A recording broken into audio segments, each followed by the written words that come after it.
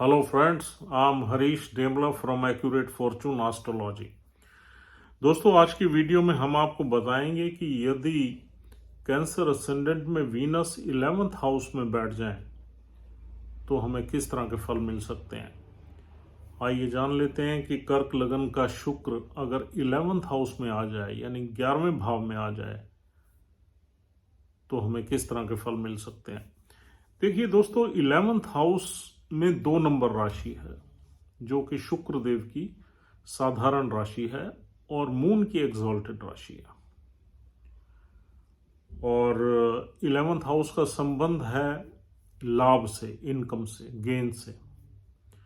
11th house से हम अपने एल्डर सिबलिंग्स भी देखते हैं और 11th हाउस से हम अपनी इच्छाओं का पूरा होना देखते हैं, यानी कि इच्छाओं की पूर्ति देखते हैं। क्या हमारी डिजायर्स या इच्छाएं पूरी होंगी लाइफ में। 11th हाउस से हम ये भी देखते हैं कि हमारी जो इनकम है लाइफ में वो कितनी रहेगी। क्या विशाल इनकम रहेगी, छोटी इनकम रहेगी, ये भी हम 11th हाउस से देखते हैं। फ्लो ऑफ इनकम जो है हमारा वो किस तरीके का रहेगा और आउटफ्लो ऑफ इनकम किस तरीके का रहेगा, ये भी 11th हाउस इंडिकेट करता है। यानी कि क्या जो हम पैसा कमा रहे हैं वो सब्सटेंशियल होगा और फिर उस पैसे का उपयोग या दुरुपयोग हम कहाँ करेंगे। 11th हाउस का लॉर्ड ये हमें बताता है कि हम कितना पैसा कमाएंगे, वो किस तरीके से बैठा हुआ है, किस नक्षत्र में है, कितनी मजबूत है और फिर वहां से किस दूसरे प्लैनेट का कनेक्शन आ रहा है, किसकी दृष्टि आ रही है, तो आउटफ्लो वहां से हमें पता लगेगा। और दोस्तों 11th हाउस बीमारियों का भी घर है, लेकिन यहाँ बहुत ज़्यादा सीरियस बीमारियां नहीं देखी जाती क्योंकि ये छठे से छठा घर है। यहाँ पर छोटी मोटी बीमारियां जो हमारी डे टू डे लाइफ में हम फील करते हैं वो देखी जाती हैं। और 11th हाउस से हमें इनकम की स्टेबिलिटी का भी पता लगता है। तो 11th हाउस से बड़ी चीज़ें पता लगती हैं। और यहाँ शुक्र देव की राशि और शुक्र देव यहाँ पर आ गए। अब देखिए, शुक्र जो है वो जो प्लैनेट है वो कैंसर असेंडेंट में 4th हाउस का लॉर्ड भी है और 2 नंबर राशि स्टेबल राशि है, अर्थ साइन है। तो यहां पर इंसान अपनी इनकम को स्टेबल करने की तरफ उसका एफर्ट रहेगा। वो ये चाहेगा कि मेरी एक स्टेबल इनकम जनरेट हो लाइफ में, जिसका सुख मुझे पूरी लाइफ मिलता रहे। और चाहे वो रेंटल इनकम हो या किसी भी तरीके से हो, वो एक ऐसी इन्वेस्टमेंट या ऐसी चीज बनाएगा लाइफ में जिससे इनकम में स्टेबिलिटी आए। 4th हाउस का लॉर्ड भी है, 4th हाउस प्रॉपर्टीज का है। तो प्रॉपर्टी से रिलेटेड आदमी बिजनेस करके भी इनकम कमा सकता है। 4th हाउस का संबंध गाड़ियों से है, गाड़ियों का शोरूम भी आदमी खोल सकता है अगर उसके पास कैपिटल वगैरह है, पेरेंटल कैपिटल है। वो 2nd हाउस हमें बताएगा, यानी कि सूर्य देव बताएंगे कि उसका 2nd हाउस कितनी मजबूत है। वैसे कैंसर असेंडेंट के लोग जो जन्म लेते हैं वो अच्छे ही घरों में लेते हैं और एक रीगल फैमिली से उनका संबंध रहता है क्योंकि फैमिली के घर में सूर्य का साइन है, यानी सूर्य की राशि पड़ी हुई है। तो दोस्तों यहाँ पर वीनस के अच्छे ही फल देखे गए हैं। 4th हाउस का लॉर्ड, यानी कि 4th हाउस का लॉर्ड जब भी 11th हाउस में बैठ जाएगा तो इट क्रिएट्स धन योगा, वेल्थ योगा। और 4th हाउस का संबंध प्रॉपर्टी मैटर से है, तो आदमी यहाँ पर प्रॉपर्टीज में भी ब्लेस्ड रहेगा। अगर उसके मंगल की प्लेसमेंट ठीक है चार्ट में, तो यहाँ आदमी की 4-5 प्रॉपर्टीज लाइफ टाइम में बनना, आराम से बनना संभव हो सकता है। मंगल की पोजीशन, मंगल भूमि कारक है, मंगल की पोजीशन अच्छी होनी चाहिए क्योंकि देखो, एक सपोर्टिव प्लैनेट ही हमें एक कंफर्म रिजल्ट्स, डेफिनेट रिजल्ट्स की प्रिडिक्शंस देता है, एक सपोर्टिव प्लैनेट। तो फोर्थ हाउस का लॉर्ड तो वेल प्लेस्ड हो ही गया, अपने साइन में हो गया, 11th हाउस में हो गया। प्रॉपर्टी मैटर से हम इनकम कमा सकते हैं, प्रॉपर्टी हमारी लाइफ टाइम में उसकी वैल्यू बढ़ सकती है, उससे प्रॉफिट्स आ सकते हैं, वेल्थ का योग क्रिएट हो गया। लेकिन अगर मंगल भी इस चार्ट में बहुत अच्छा है तो ये चीज़ें बड़ी आसानी से संभव हो जाएंगी। अगर मंगल वीक है, नीच का है, या मंगल एफ्लिक्टेड है, 8वें में है, 12वें में है, 6ठे में है, तो फिर इसके मायने बदल जाएंगे। 6ठे में मंगल है तो ये फिर हमें डेट का योग बनाएगा, मतलब डेट लेके भी प्रॉपर्टीज हमारी पूरी लाइफ डेट रहेगा। और नीच का है तो उस प्रॉपर्टी का स्ट्रेस रहेगा और हमेशा हमें ऐसा लगेगा कि हम इस प्रॉपर्टी को बेच दें। और अगर 8वें में है तो भी यहाँ पर ऑब्स्टेकल्स रहेंगे प्रॉपर्टी मैटर्स में। 12वें में है तो भी 12वां घर लॉस का है, तो कहीं ना कहीं प्रॉपर्टी में कुछ हमें परेशानियां फेस करनी पड़ सकती हैं। तो मंगल की प्लेसमेंट अगर इन भावों से हटके किसी भाव में है तो डेफिनेटली, और राहु के साथ नहीं होना चाहिए मंगल, राहु के साथ मंगल होगा तो फिर हमें थोड़ी सी वहाँ भी परेशानियां झेलनी पड़ती हैं। देखिए क्या है कि दो प्लैनेट्स की कंजंक्शन या दो प्लैनेट्स का अच्छा बैठना हमें एक रिजल्ट को कंफर्म कर देता है, आप यूं समझिए इसको। तो यहाँ पर देखिए और क्या मिल सकता है, यहाँ पर हमारी इच्छाओं की पूर्ति होना संभव है। इच्छाओं की पूर्ति होगी कैसे, क्या स्मूथ वे में होगी या ऑब्स्टेकल्स फेस करने के बाद होगी, वो प्लैनेट बताएगा जिसके नक्षत्र में ये शुक्र बैठा हुआ है। यहां पर 3 नक्षत्र मिलते हैं। पहला नक्षत्र है यहाँ कृतिका नक्षत्र जिसके 3 चरण मिलते हैं, दूसरा, तीसरा, चौथा। और दूसरा नक्षत्र है रोहिणी जो चंद्र का है, उसके 4 चरण मिलते हैं। तीसरा नक्षत्र है मृगशिरा जिसके 2 चरण मिलते हैं, पहला और दूसरा। अब देखिए अगर ये कृतिका नक्षत्र में बैठा हुआ है शुक्र और सूर्य बहुत अच्छा प्लेस्ड है तो यहां पर हमारी इच्छाओं की पूर्ति होगी। यानी कि सूर्य किसी भी अच्छे हाउस में है तो जितनी सूर्य पावरफुल होगा उतनी हमें हमारी इनकम में सब्सटेंशियल ग्रोथ रहेगी और ब्लेसिंग्स रहेगी। और जितनी सूर्य वीक होगा उतनी हमें प्रॉब्लम्स फेस करनी पड़ेंगी इनकम जनरेट करने में, लेकिन इनकम तो फिर भी जनरेट होगी क्योंकि शुक्र बैठ गया। और दोस्तों दूसरा यहां पर नक्षत्र मिलता है हमें रोहिणी। रोहिणी नक्षत्र मून का बहुत अच्छा नक्षत्र है। रोहिणी नक्षत्र में अगर शुक्रदेव बैठे हुए हैं तो फिर आप चंद्र की प्लेसमेंट देखिए। चंद्र का चार्ट हम देख ही रहे हैं। चंद्र की प्लेसमेंट अगर डिग्निफाइड है, उसमें डिग्निटी अच्छी है और बड़ी अच्छे हाउस में है तो फिर यहां पर रिजल्ट्स बहुत ही अच्छे मिलेंगे। क्योंकि देखो यहां पर 2 नंबर राशि चंद्र की मूल त्रिकोण राशि भी है और शुक्र की अपनी राशि भी है। शुक्र तो अपनी राशि में विराजमान हो गए, अगर मूल त्रिकोण राशि का लॉर्ड यानी कि चंद्र वेल प्लेस्ड है तो उसमें भी आपको ब्लेस ही करना है। फिर अगर शुक्र भी चंद्र के नक्षत्र में बैठ गया तो ये दोनों रीगल प्लैनेट है, रॉयल प्लैनेट है, वेल्थ और प्रोस्पेरिटी के ये कारक है। तो आप ये समझ लीजिए कि आपकी लाइफ में एक रिचनेस का योग बना देंगे, वेल्दी होने का योग बना देंगे और जितनी भी मटेरियलिस्टिक हैप्पीनेस हैं वो आपकी लाइफ में रहेंगी। और गाड़ियों का सुख भी रहेगा, मकान का, प्रॉपर्टीज का सुख भी रहेगा। जितनी भी कन्वीनियंसीज हैं, चाहे वो टेलीविज़न है, चाहे वो रेफ्रिजरेटर्स हैं, चाहे वो मशीनें हैं, चाहे वो कुछ भी जो भी हमें सुख देने वाली वस्तुएं हैं वो आपकी लाइफ में भरमार रहेंगी और लिक्विड कैश भी रहेगा। तो ये सारी की सारी चीज़ें तब मिलेंगी जब चंद्र की प्लेसमेंट अच्छी हो और शुक्र चंद्र के नक्षत्र में हो। तीसरा नक्षत्र यहाँ मिलता है मृगशिरा जिसके 2 चरण यहाँ मिलते हैं, पहला और दूसरा चरण। मृगशिरा नक्षत्र मंगल का है और मंगल भी योग कारक प्लैनेट है इस चार्ट में। अब देखिए मृगशिरा में अगर यहाँ शुक्र बैठा हुआ है और शुक्र किसका लॉर्ड है, चौथे घर का। चौथा घर का संबंध क्या है, प्रॉपर्टीज मैटर से, और मंगल भूमि कारक है।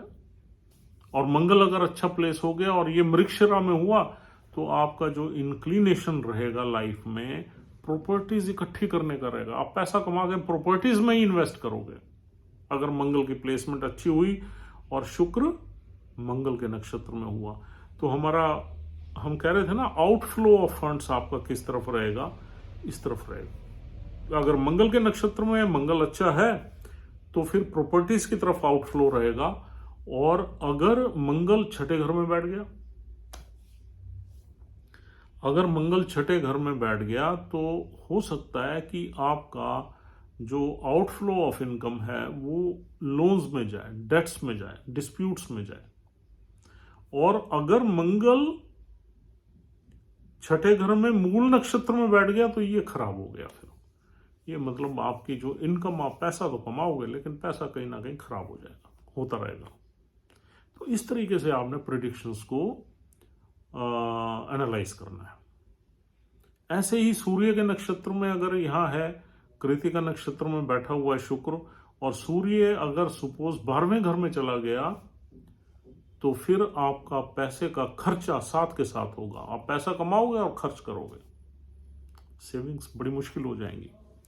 क्योंकि एक तो दूसरे घर का लॉर्ड 12वें में चला गया सूर्य, दूसरा शुक्र भी सूर्य के नक्षत्र में बैठ गया। सूर्य अगर 12वें में चला गया तो आप इनकम कमाओगे तो सही, लेकिन आपका खर्चा भी साथ के साथ होगा। और खर्चा किस में होगा? फैमिली मैटर्स पे होगा, क्योंकि फैमिली के घर का लॉर्ड 12वें में चला गया, लॉस में चला गया। तो कहीं ना कहीं आप फैमिली की रिक्वायरमेंट्स या फैमिली के लॉसेस को पूरा ही करते रह जाओगे लाइफ में। तो ये हो गया आउटफ्लो ऑफ योर इनकम। वो नक्षत्र जिसमें शुक्रदेव बैठे हुए हैं उस नक्षत्र का लॉर्ड 12वें में, छठे में, 8वें में नहीं होना चाहिए। अगर ये हुआ तो परेशानियां रहेंगी। पैसा आप कमाओगे, पैसा कमाने में कोई दिक्कत नहीं, लेकिन उस पैसे का आउटफ्लो जो है वो बहुत ज्यादा बेनिफिशियल नहीं रहेगा। उसका कुछ ना कुछ जो है वो लॉस होने के इंडिकेशंस बनेंगे। और 8वें में भी कुछ ना कुछ ऑब्स्टेकल्स रहते हैं, कुछ ना कुछ बीमारियों पे पैसा खर्च होता है, दिक्कतों में होता है। और छठे घर में लिटिगेशन में, डेट्स में, लोन्स में, इस तरह की चीज़ों में आउटफ्लो रहता है। अगर लगन लॉर्ड इन तीनों भावों में, लगन लॉर्ड नहीं, नक्षत्र के लॉर्ड अगर इन तीनों भावों में से किसी में बैठ गए, अगर ये अच्छे बैठे हैं तो बहुत अच्छा है, पूरी इच्छाएं पूरी होती हैं, मटेरियलिस्टिक सुख रहता है, लग्जरीज रहती हैं, मौज मस्ती रहती है, हम हर तरह से कार्नल प्लेजर्स रहते हैं, हर तरीके का इंजॉयमेंट हमारी लाइफ में रहता है, हर तरीके का। तो अच्छी दोस्तियां रहती हैं, अच्छी पार्टीज रहती हैं। और हम जहाँ काम करते हैं, जिस ऑर्गेनाइजेशन में, वहाँ भी बड़ा लाइव एटमोसफेयर रहता है, हमारा दिल लगता है वहाँ। शुक्र जहाँ बैठा होता है वहाँ हमारा मन लगता है, because Venus is a attraction, magnetic attraction. तो दोस्तों यहाँ पर छोटी मोटी बीमारी का योग भी ये वीनस बना देता है, अगर नक्षत्र का लॉर्ड कहीं गलत किसी बीमारी के घर में आ जाए या कोई खराब बैठा हो तो। और दोस्तों यहाँ पर जो हमारे एल्डर सिबलिंग्स हैं उनसे भी हमारे कनेक्शंस अच्छे रहते हैं, रिलेशनशिप अच्छी रहती है, तब जब नक्षत्र का लॉर्ड वेल प्लेस्ड हो। अदरवाइज थोड़ी बहुत खटास रहती है। और जो हमारी मदर है, यानी कि चौथा घर मदर का भी है, मदर के घर का लॉर्ड ही तो है वीनस। जब वीनस वहाँ बैठ जाता है और हमारे कोई एल्डर सिबलिंग्स हैं तो हमारी जो माता होती है, मदर होती है, उसका ज़्यादा प्यार हमारे बड़े भाई बहनों की तरफ रहता है। हमारा भी रहेगा लेकिन उसका ज़्यादा रहेगा। She will prefer our elder siblings more than us. तो ये भी यहाँ से प्रेडिक्शंस निकलती हैं। और यहाँ से हम अपने बड़े भाई बहनों के लिए हेल्पफुल रहेंगे, हम ज़्यादा हेल्पफुल रहेंगे अपने बड़े भाई बहनों के लिए, क्योंकि हमारे 4th हाउस का लॉर्ड वहाँ बैठ गया। हम उनको अपनी सुख सुविधाएं उनको दे देंगे, या हमारी माता अपनी सुख सुविधाएं उनको ज़्यादा देगी एज कंपेयर टू अस। इस तरीके का भी यहाँ पर योग बनता है। और दोस्तों यहाँ बैठा हुआ शुक्र देखता है 5वें भाव को। 5वां घर बच्चों का है, बच्चों से एक इमोशनल अटैचमेंट बड़ी ज़बरदस्त रहती है। बच्चों का घर यहाँ पर, बच्चों पे एक अच्छी दृष्टि है शुक्र की। बच्चे प्रोस्पेरस होते हैं, सुखवान होते हैं और आगे बढ़ने वाले होते हैं, और वो भी कहीं ना कहीं प्रोफेशनल बनते हैं और इनकम जनरेशन में वो भी अच्छे रहते हैं, क्योंकि 11वें घर का शुक्र 5वें घर को देख रहा है, वहाँ मंगल की राशि है, लेकिन ये दृष्टि जो है ऑस्पिशियस है, अच्छी दृष्टि है, क्योंकि सुख के घर का मालिक है, बच्चों को भी सुखी बनाएगा। 11th हाउस का मालिक है, बच्चों की भी इच्छाएं पूरी करेगा, बच्चों के भी इनकम जनरेशन में प्रॉब्लम, और यहाँ पर आदमी एजुकेटेड भी होता है, एजुकेशन के मामले में भी ये अच्छी प्लेसमेंट है, यानी कि आपकी एजुकेशन के घर का मालिक सीधा इनकम के घर का मतलब अपनी एजुकेशनल परस्यूट से या नॉलेज से आप अपना पैसा कमाओगे, इनकम कमाओगे। और थोड़ा सा यहाँ पर वीनस जो है थोड़ा सा क्रिएटिविटी में भी रहता है, यानी कि कुछ न कुछ वीनस जब चंद्र के नक्षत्र में अगर बैठ जाए तो आर्टिस्टिक भी हो जाता है। मृगशिरा भी ऐसा नक्षत्र है, तो थोड़ा आदमी म्यूजिक में भी इंटरेस्ट लेगा, किसी न किसी आर्ट और क्रिएटिविटी में भी उसका इंटरेस्ट रहेगा। यहाँ बैठा हुआ वीनस इस तरह के भी फल देता है। तो दोस्तों ओवरऑल अगर हम देखें तो ये प्लेसमेंट बहुत ही अच्छी है। ये प्लेसमेंट इंसान की लाइफ में, इंसान पैसे से प्रॉब्लम में नहीं आता, और this is a great blessing. और इमोशंस भी यहाँ अच्छी रहती हैं, 4th हाउस का लॉर्ड है, सुख भी अच्छे रहते हैं।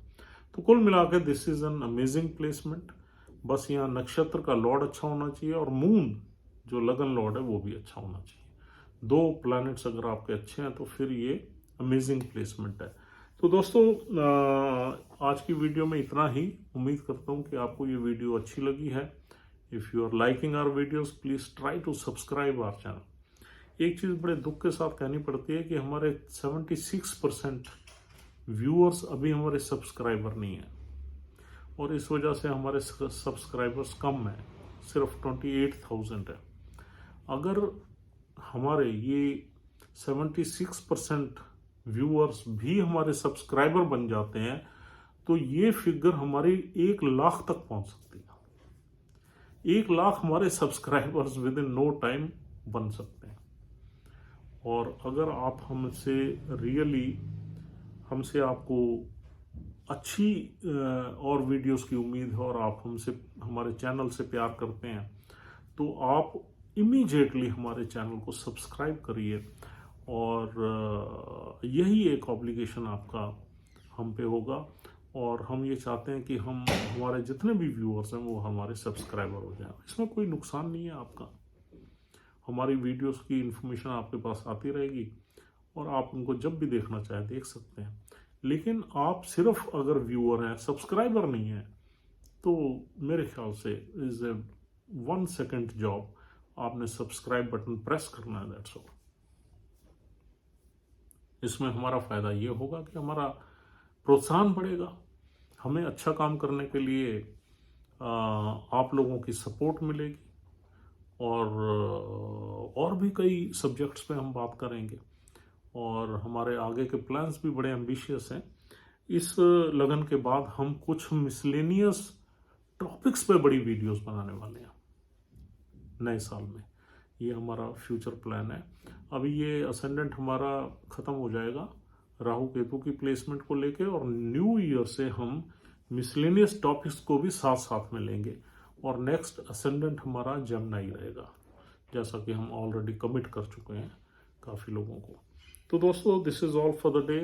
उम्मीद करता हूँ कि आप हमारे सब्सक्राइबर बढ़ाने में हमारी मदद करेंगे, और अगर आपके कुछ फ्रेंड्स हैं उनको भी आप थोड़ा मोटिवेट करिए, ताकि हमें जो है और ज़्यादा उत्साह मिले और ज़्यादा मोटिवेशन मिले, और हम और आपके लिए कुछ इन्फॉर्मेटिव वीडियोस अपलोड करें। Thank you very much once again. Will see you soon. Take care of yourself and your family. Good bye.